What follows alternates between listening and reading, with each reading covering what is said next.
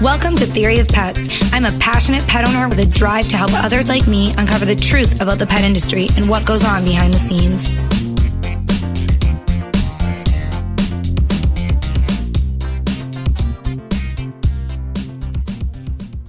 Hey guys, welcome back to Theory of Pets. This week I am talking about losing pets, which is a hard topic to discuss for me and for every other person who has loved a pet who's passed away. But we're discussing it because I am talking to Suzanne Lane, who is the author of a book called A Little Sammy Music. And Sammy was her dog who has passed away. And she's written the book, as she refers to it, to memorialize her pet and to share his story with other people. Now, of course, I've been a pet owner for decades, and we've lost a lot of pets over the years. And if you have too, you probably have tears in your eyes right now just thinking about them. So I was really interested to talk to Suzanne. I wanted to understand why she wrote the book, if it was healing for her to write the book, and just discuss a little bit about shelter dogs as well. Sammy was a rescue dog who Suzanne never thought would come into her life. And for those of us who have ever rescued, it's much different than adopting a pet. If you've done both, you know that it's drastically different. The bond that you have, the connection that you have with the pet is different, and their outlook is different. You can tell the appreciation from rescue pets where you don't get that with dogs and cats that you've had from a young age that you've gotten from a breeder or something similar. So I talked to Suzanne today. You know, we talked a lot about rescue pets, which is really great. Obviously, both her and I really encourage people to adopt, not shop. And so we talked a lot about rescue dogs, rescue pets. We also discussed the book, A Little Sammy Music. And if you're wondering what the title of that book means, she's going to talk about that as well. So I'm going to go ahead and let you guys just listen to this interview. I was so thrilled to talk to Suzanne. It was such a wonderful conversation with another dog owner, pet lover. And I hope you guys get as much enjoyment out of it as I did. Before we talk about the book, I just wanted to talk about rescuing animals. Obviously, we chatted briefly before, but we rescue animals, and I know you do too. And I always like to advocate for that when I can. Absolutely. I'd be happy to. Great. So why don't you tell us a little bit about your experience with rescuing animals and kind of your background as a pet owner? Well, I've been rescuing animals on and off since I was a child. So I rescued pigeons from the street. I rescued a cat from an ex-fiance.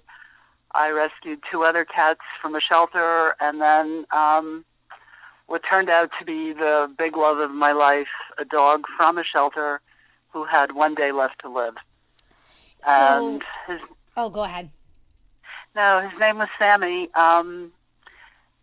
He was a mixed pit bull, and I guess they thought Australian Catahoula, so he looked like a Dalmatian, but in a very different way. He was an amazing dog. He was 5 years old. We've rescued from shelters, and we've also rescued. We live in a very small town, so word sort of gets around in small towns when there's an animal that needs assistance. But rescuing from shelters is definitely something, as I mentioned, that I advocate for. Certainly, there are people that are looking for a purebred dog of a certain breed, whatever that may be, and that's their choice. But what are some of the reasons when you talk to people about rescuing? What are some of the reasons that you give as great reasons to rescue pets? Well, for one thing, you're saving a life. Absolutely. I live in New York City.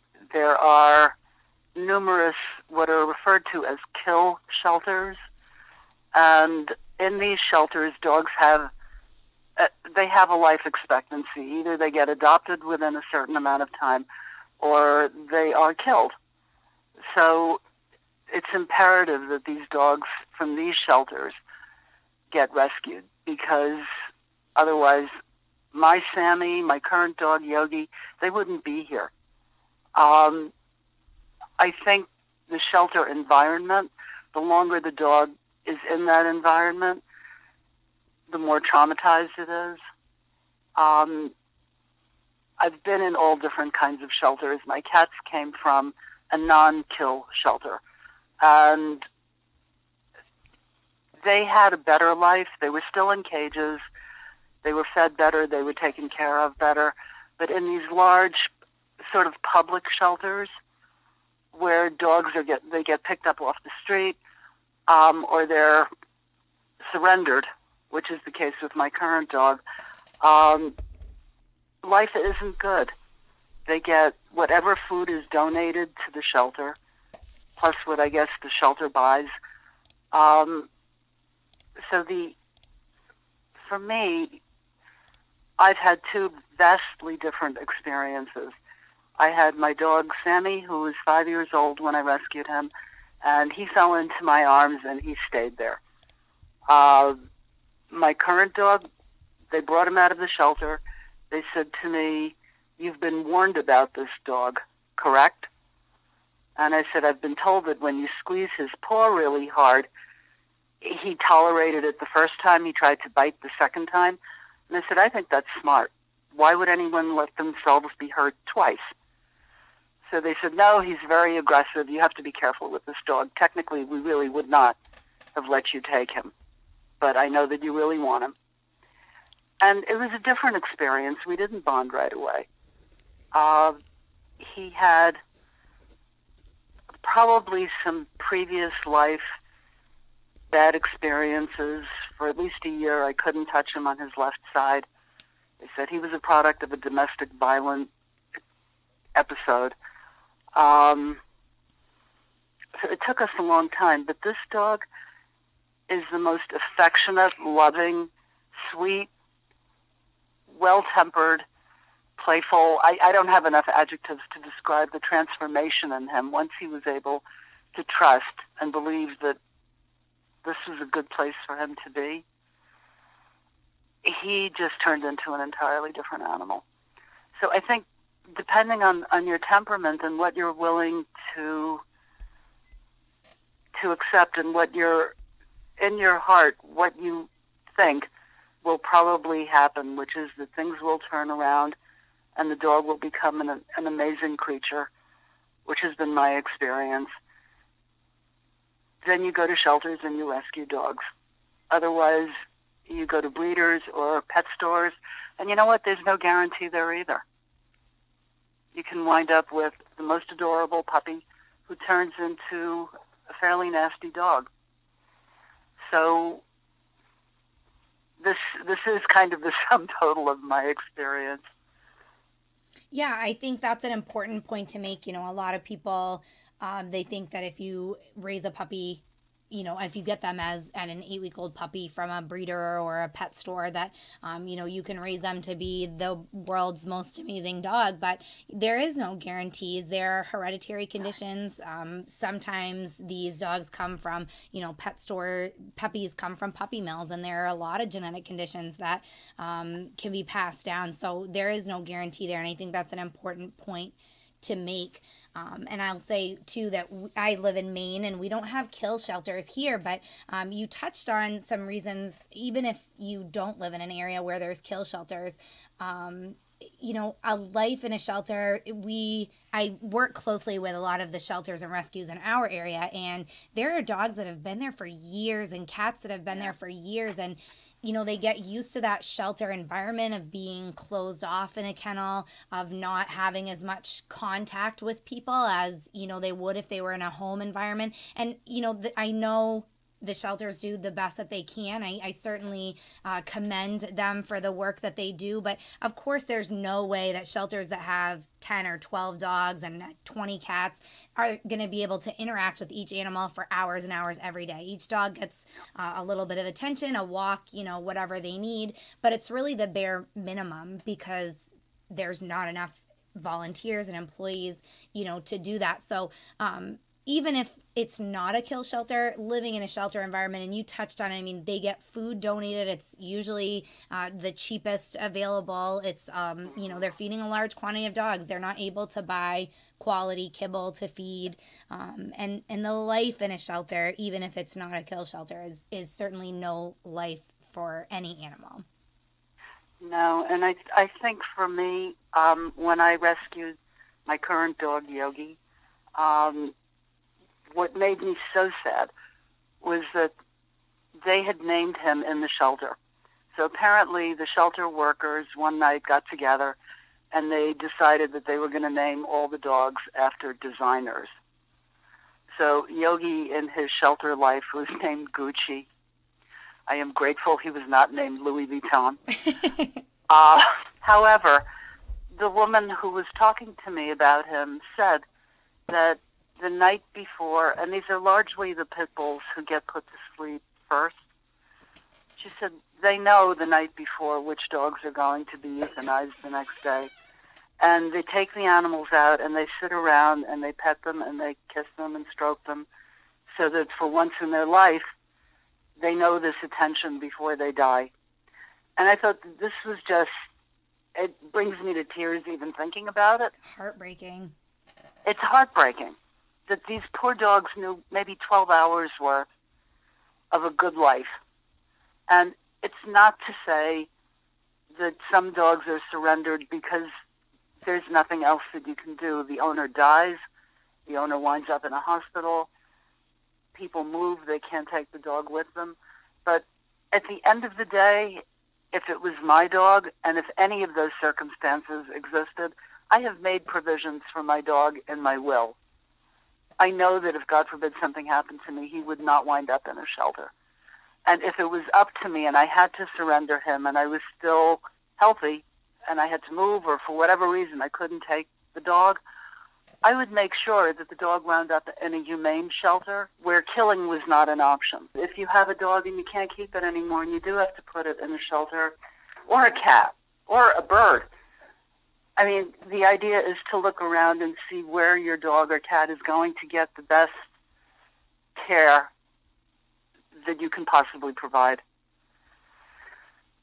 So I think these stories in general are, some of them have very happy outcomes. I know when I got Sammy, I didn't know what to do with him for about 5 months. It turned out that I had the sweetest, kindest, most gentle, not housebroken dog in creation, and he was clumsy, and he liked to eat other dogs' poop, for lack of a better word. All of these things came as a huge surprise. So I had, like, the dog from heaven, and he had the sweetest personality. Unfortunately, there was a young woman who lived in my building who developed multiple sclerosis at 42, and she lost coordination in her arms especially.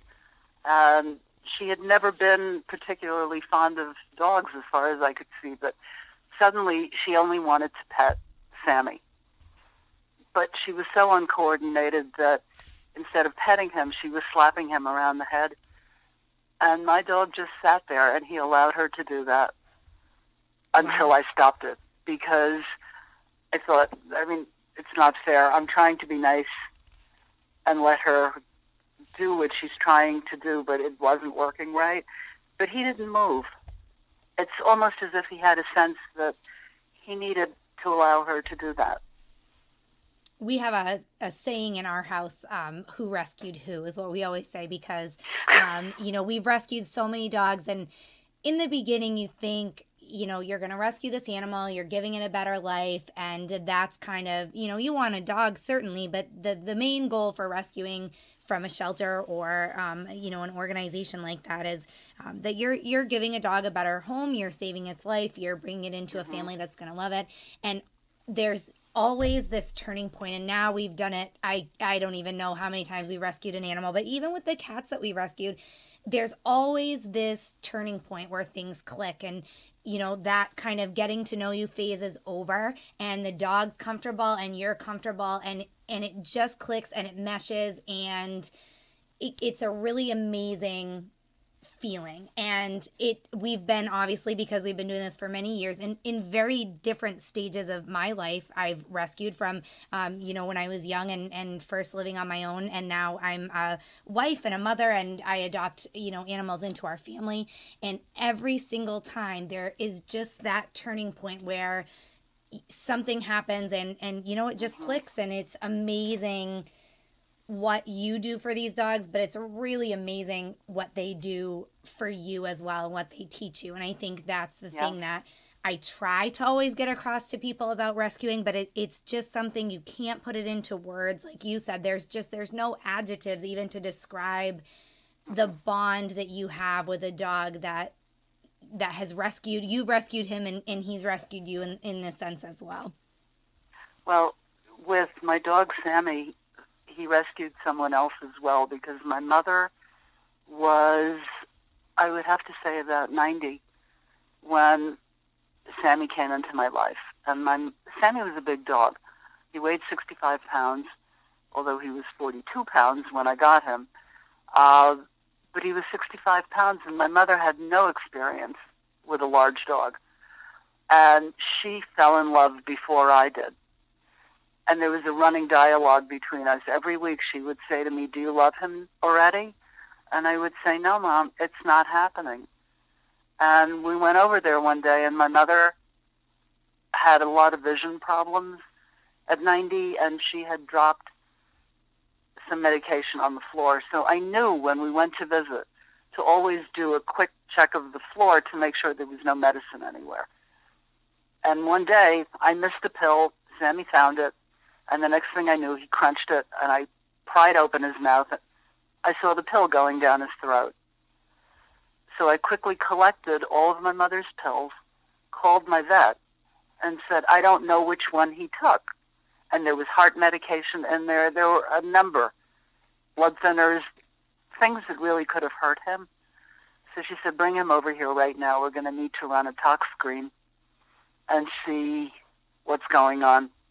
So he stayed there for 3 days while they basically kept vigil. They just watched him. They ran blood work periodically, and it turned out that he was okay. And now keep in mind, we had not bonded. So I went to the vet to pick him up in tears because I thought, I can't manage this dog. He's all over the place. He's constantly living here at the vet for one reason or another. And I didn't know what to do anymore. I was at my wit's end. And my vet is located on 2 floors. So I turned around to see him coming down the stairs, exuberant and happy, and we made eye contact. And somewhere between the time that he landed on the floor and came over to me, threw himself into my lap, I fell in love. And it's exactly what you're saying. It was completely unexpected. It just, in that second, I was still crying, but I realized I was happy. This dog was now officially my dog. And I think he really realized that something had changed as well, and he changed. And from that point on, he was such an amazing, amazing companion. Yeah, it's really, I mean, you can't explain it to anybody else, until they understand it and they've rescued an animal. And I mean, this is kind of a perfect segue, but you've written a book, and it's called A Little Sammy Music by Suzanne Lane. And there will be a link.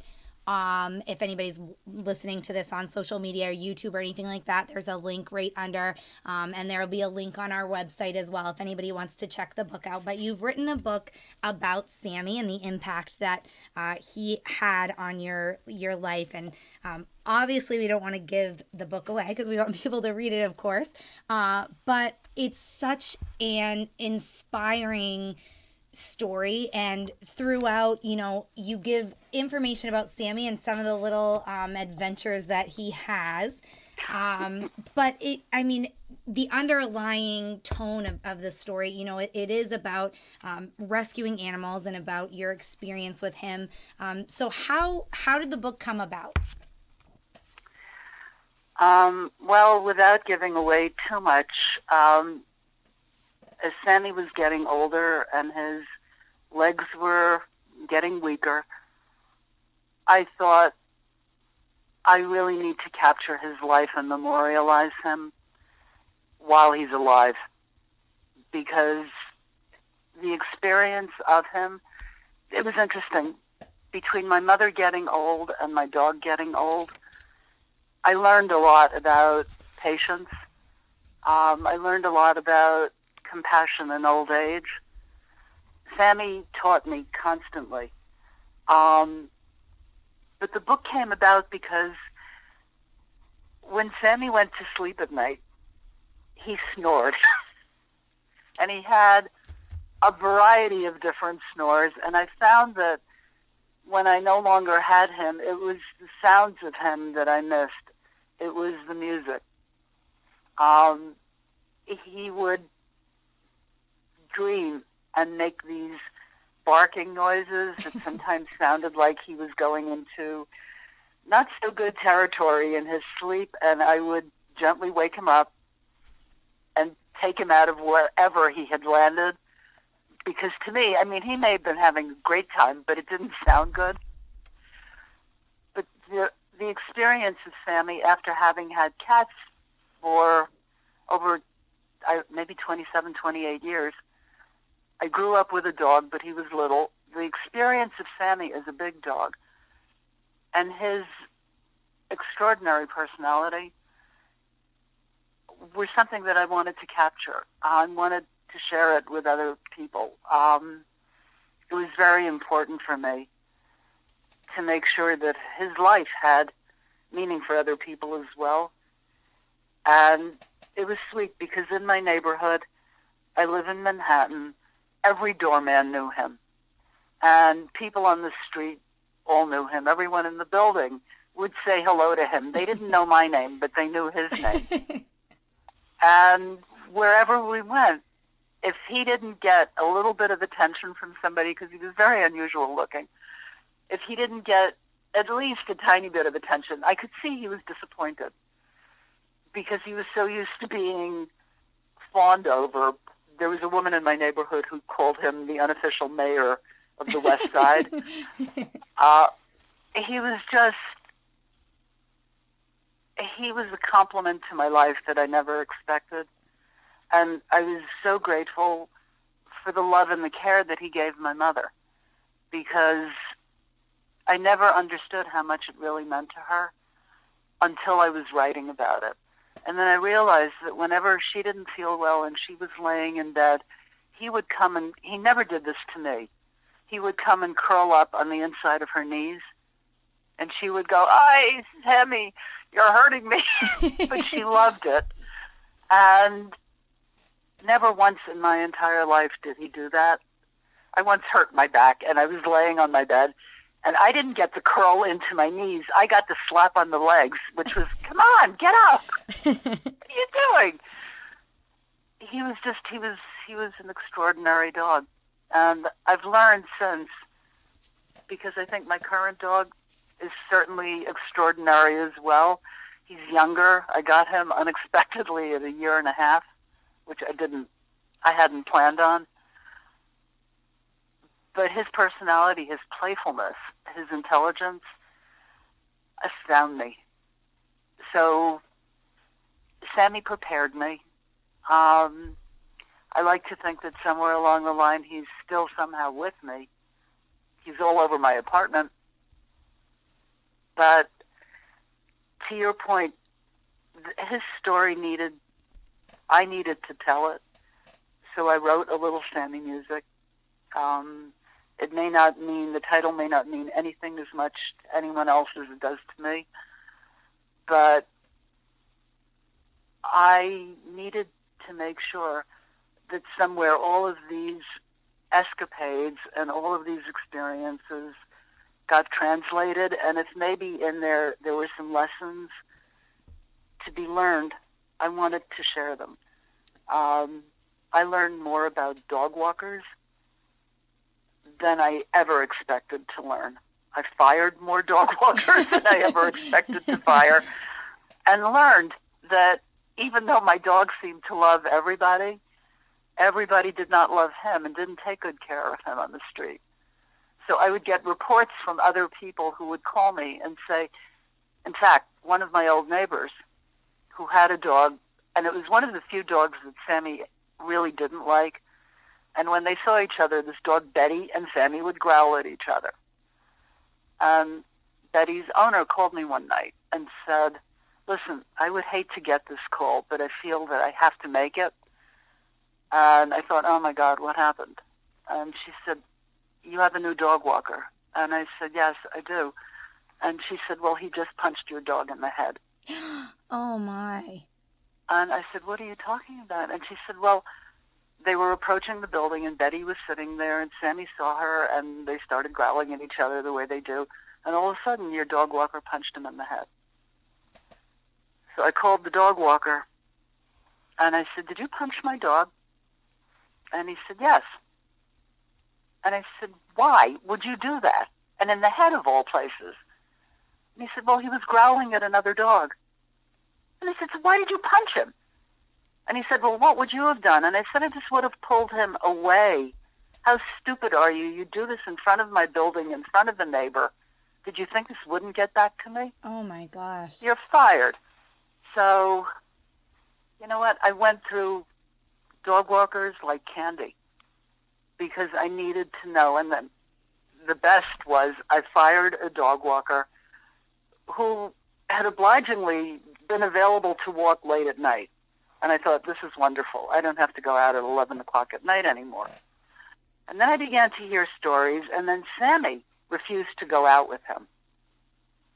And I paid attention to my dog. And when the dog walker appeared, I said, Sammy doesn't want to walk with you. And he said, well, I'll go and get him. And I said, no, you don't understand. He doesn't want to walk with you. And he just stared at me, and I said, so it's time for you to leave now. He left, called me the next morning, screaming at me. And that evening, of course, I didn't have a dog walker now. I had a doorman who was 6'6", big guy. And I said to him, would you mind kind of following behind me like a bodyguard? I think this man is going to try to hurt me. So every time I turned around, this guy should have been in the FBI. I never saw him, but I knew he was there. He followed me for 2 days in a row to make sure that this lunatic dog walker wasn't going to pop out of I don't know where and do something nuts. So I learned, I would start following the dog walker. I would hire a new dog walker, walk with them, and then on the second walk, I would go down after, and I would follow the dog walker. Eventually, I wound up with a group of people who I really trusted, and they were with me all the way to the end. And it's city living. I don't know how much this happens outside of not rural, but city areas. But it's here. There's probably a dog walker for just about every half a block. Yeah, and I think it's important. I mean, not just with dog walkers, but, we trust our animals with a lot of people. Their doggy daycare is becoming a lot more popular. Grooming, a lot of people drop their dogs off at the groomers. They don't stay there. They drop them off and come back in a few hours and pick them up. Some people do that with the vet. There's different people that you trust to, there's pet sitters that come into your home. That's a really major thing. You're trusting them with your home and your dog, and it's a big deal. So I think it's important to note that, you need to be diligent about finding the right people. And maybe somebody's great. They're really great. You enjoy them. Whatever they're charging you as a rate is very fair. Things on your end are great. But for whatever reason, your dog's not comfortable. That's important. So, I think it's a good point to make that you need to be diligent And, you know, we're talking about rescuing animals. And I think that's something that a lot of people don't think about when they're thinking about rescuing an animal is who is my they always say it takes a village to raise a child, but it takes a village to Right. raise a dog too. It And does. who is Yeah. your village? You want to think about that before you bring a dog into your home. Who is your veterinarian going to be? Are you going to need a dog walker, a pet sitter, a groomer? You know, are those people available in your area? If you're in a city setting, there is one every half a block or so. So, you know, do you need to find people that you trust and be really diligent about it? And I think you know, you bring up such a good point because I switched vets very early on when Sammy was literally brought to my door. And the woman who did the rescuing, the original rescue, she pulled him from the shelter until they could find a home. So she was basically fostering him. And she said, I've been taking him to a vet on this street. They'll give you a discount because you rescued him, so you should go there. This wasn't the vet that I had used for my cats. And I went there. I wasn't in love. I had to advocate for my dog. And this is such an important point to make for anyone who's thinking about getting a dog from anywhere. I listened to my dog cough. And this new vet kept telling me, oh, don't worry, this is just the residuals of kennel cough. He was treated for it. He's fine. He's just going to cough for a while. But I was listening and watching the coughing, and I thought, this is not normal. And I pushed the doctor and pushed him until I said to him, listen, I will pay you full price. I want a chest x-ray for my dog. So he said, he doesn't need it. And I said, I don't care. Just do it. And it turned out Sammy was very close to pneumonia. Wow. And the doctor came back and said to me, good catch. I thought I was going to kick him. I thought, what do you mean good catch? This should have been your good catch, not mine. So we never went back there. And even at my current vet, where it's a large practice, there are a lot of different doctors, I didn't like the way one doctor treated him. And I thought she was rougher than she needed to be. And I had a big printout on the front of his chart that said, Dr. So-and-so cannot come near this dog. I don't care if it's an emergency. This doctor cannot touch my dog. And it turned out I was wrong. I found out many years later with my current dog, Yogi, that in fact she is quite brilliant. She may not have the best personality in the world, but in an emergency, she would be the doctor that I want. So I have learned, to advocate intelligently and hopefully always intelligently. Making that decision for Sammy probably wasn't the best in the world because she's highly skilled. It's just like doctors. You're not always going to find someone with a great bedside manner, but he may be brilliant at what he does, or she does. So there are so many things to consider. Absolutely. And pay attention. And you have to pay attention to the animal. If Sammy, of all people, well, of all dogs, they're Sammy like didn't people, look that's happy. okay. Well, they are. I mean, when he didn't want to walk with that walker, I really paid attention because he would have walked with anyone. The only thing that I've noticed, and I noticed it with Sammy, and I see it with Yogi, and I don't know if this is true with dogs from breeders, but if I pass the leash, even just jokingly, if I pass Yogi's leash, same thing with Sammy, even to someone who I know and someone who the dog loves, they panic.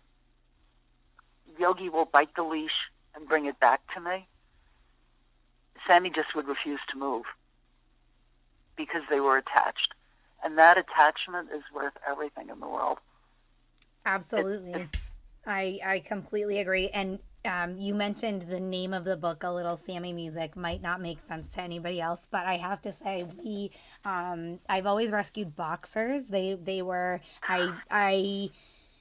I fell into it kind of. One kind of showed up on our doorstep, and so we took her, and this was many years, 15 years ago probably, and she just inspired this love of boxers for me. So we've now had multiple boxers over the years, and the last boxer that we had, Chloe, our little Chloe, she was a very badly abused when we got her, and we always said that she appreciated what we gave her because she knew what it was like to come from somewhere that she didn't have that same kind of lifestyle. So she was very snuggly, and she always wanted to be up next to wherever we were. Our dogs get on the furniture and they sleep on our bed and things like that. So oh yeah, she was always right next to you. And she had she was a brachial breed, so she had the scrunchy nose, and she snorted, and she made little noises all the time. She snored when she slept. When she would eat, she would make like a little snorting noise, and it was always these little noises that over the years with her, that was Chloe, and we just never really thought anything of it. But it's funny because you said it about Sammy. When they're gone, you don't realize until it's not there anymore how much you miss that sound, all those little sounds. And so when I first read the title of the book, A Little Sammy Music, I figured that, reading through it, I would get to understand the title. And I understood it so much more than I ever thought I would once I was done with the book, because we never thought of it as music, but it was all those little noises, and you do miss them when they're gone, for sure. When he was gone, my apartment went dead. There wasn't a sound anywhere, even just normal breathing sounds. It sounded like my apartment died, and I don't even have words to express that emptiness.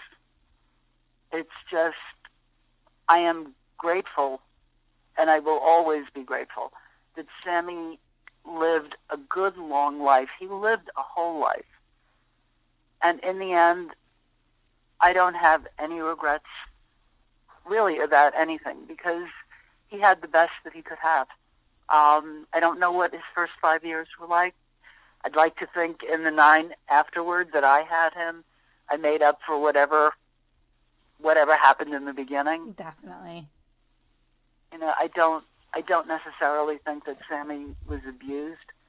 There really was no indication except for a scar above his eye, but I don't know what that was.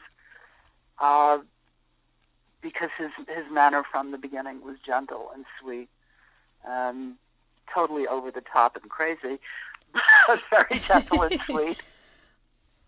And I can see now, from having a dog who I know had been abused, I can see the difference in the learning to trust, learning to love, learning to understand permanence. And to your point about free access to your home, when I got Yogi, he couldn't jump. And I said to the vet, is there something wrong with him? And she said, I don't think so. I just don't think he's ever jumped. So he also had a very bad case of kennel cough when he arrived, which is something that people who adopt from shelters should be prepared for. Absolutely. Because it's there, and you just have to take care of the dog. But he would sleep on the floor next to my bed. And then he would look over the bed like, oh, what's up there?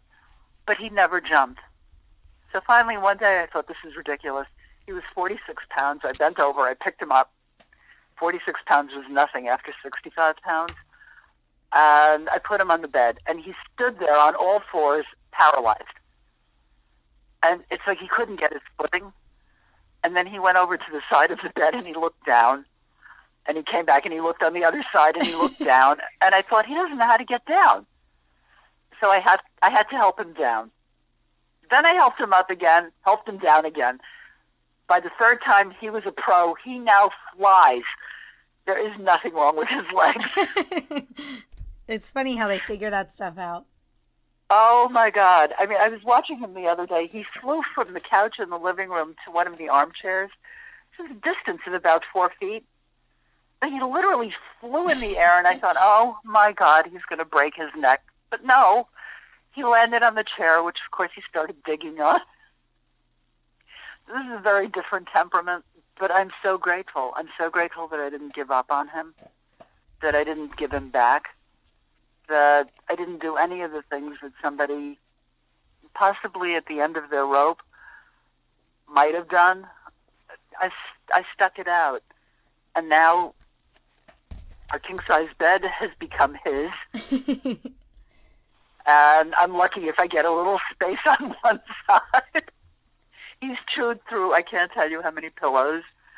So this is a different experience. But he's adorable. He's also a pit mix. And I heartily endorse anybody who is afraid of a pit. Pit mixes and pit bulls, unless they've been trained to be otherwise, are the sweetest, gentlest, loving dogs on the planet. They're the best. You have to work very hard to turn one. I think that's a really important point to make when we're talking about rescue dogs, is, you know, that not giving up.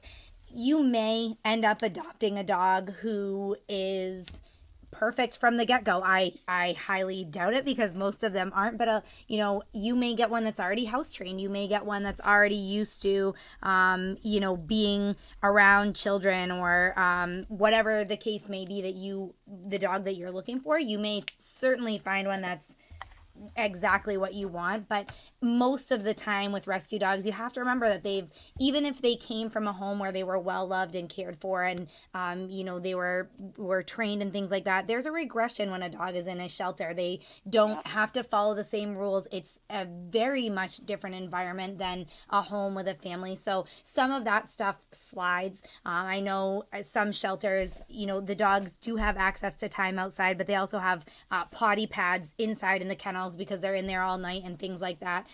So the dogs can regress with house training and things like that. And you need to know going into it, when you rescue a dog, that the dog that you get on day one from the shelter won't be the dog that is living in your house in a month. It's a learning process for both of you. And it's the patience and the determination and sticking it out. And like you said, I mean, they're going to ruin pillows. There's going to be little quirks when you think their legs don't work and they actually do. It's just listening to the dog, learning from the dog, and, you know, taking that time and having the patience of, you know, it can be frustrating. It absolutely can, you know, especially if you get a dog that's destructive, or a dog that's really hyperactive and has a lot of energy. It certainly can be frustrating, but there's tons of resources out there for pet owners that want help, whether it's with training or something like that. You have to be prepared going into it, knowing that it is going to take time. The majority of dogs that come from shelters, and even if you adopt a puppy, it's going to take time and patience, and you need to be ready for that. And you know what? It's different from dog to dog. Sammy, I think, is exactly what you described. He had regressed. I think he was in a shelter for 6 weeks. They tried to adopt him out twice, and 2 times he was brought back, and he was on his third and last possible chance at a life. He definitely was not housebroken. I mean, from the moment he entered the apartment, he was all over the place. Yogi, on the other hand, I put down wee-wee pads because I didn't know what to expect. And his response to looking at the wee-wee pad was he ate it. And he was totally housebroken. So, I learned you never know what to expect, and that's kind of the beauty of adopting also and rescuing. I agree. I think that's part of the excitement. Yeah, and I would so strongly urge people to remember that thousands of dogs are dying every single day because people are afraid of shelters. They're afraid to rescue. They think their chances are better with a breeder. It's really not necessarily true. These dogs deserve a life. They deserve to be happy. And in return, that's what they give you. They give enormous happiness. So, for my money, I would never, ever go to a breeder because my experience has been really positive. They've been different, but they've been positive. I couldn't agree more. That's a perfect way to sum it up. And for anybody who is a dog lover or a dog owner, if you've rescued, even if you haven't rescued, A Little Sammy Music by Suzanne Lane. Again, we're going to have the links on our site. And for anybody watching or listening, sorry, on social media, it's there as well. Check out the book. It's a great story. It's, you talk about capturing Sammy's life and memorializing him, and it's a great way that you did that. But it's also a really touching and a heartwarming story for people who didn't know Sammy, but we've had other dogs in our lives. It brings up some of those memories, and it's a great book that explains how much you learn from a dog. And it's not just your first dog, but rescuing a dog, it's new every single time. So I encourage people to check the book out. It's really easy to read, very well written, short chapters. So I loved that. We actually we have a niece who's 13, and she is an animal lover as well. So she saw this book on my desk, and she said, "Can I read it?" And I said, "Well, I have to read it for work, and once I'm done with it, I'll let you know, and I'll see if it's appropriate for you." And I read it. I loved it. I passed it on to her. She read it and loved it. So really, I mean, kids, adults, anybody that's has a soft spot for pets, I think would get this is a great read for anybody in that category. So thank you for writing A Little Sammy Music and sharing it with all of us. Thank you so much. And I really appreciate it. I love that you gave it to your 13-year-old niece. I think that's so sweet. She loved it. I always encourage them to read books that they're interested in. And so one of her favorite books, and of course now it's a very popular movie, is Marley and Me. So I said, you loved Marley and Me. You're going to love this one too. And so it was a really great a tribute to Sammy for sure. But like I said, anybody that's ever loved a dog, or anybody that understands that bond that you have with a pet, I think will enjoy reading A Little Sammy Music. So if anybody wants to check that out, we will share the links. Thank you so much. If you've been questioning whether to adopt or to purchase a pet, I hope that this podcast episode just showed you how wonderful and magical it can be to bring a rescue animal into your home. I hope that you, if you've ever loved a dog and lost a dog, or if you are a fellow rescuer like Suzanne and myself, that this really touched your heart. I had a great time talking to Suzanne. This podcast was really therapeutic for me on a certain level. So if you guys have any questions about rescue animals, if you have any questions about the book A Little Sammy Music, and that you'd like me to pass on to Suzanne, feel free to jump onto our website, theoryofpets.com. You can record your questions and I can send those along or use them in a future podcast. If you're not comfortable with that, just send a quick note. There's a spot there to just type out your questions. It'll send it to me in an email, and I'll get back to you as soon as possible to try and answer anything that might come up for you. I hope you guys had as wonderful of a time listening to this as I had recording it. Tune in next time. I will be posting another episode of my Theory of Pets podcast very soon.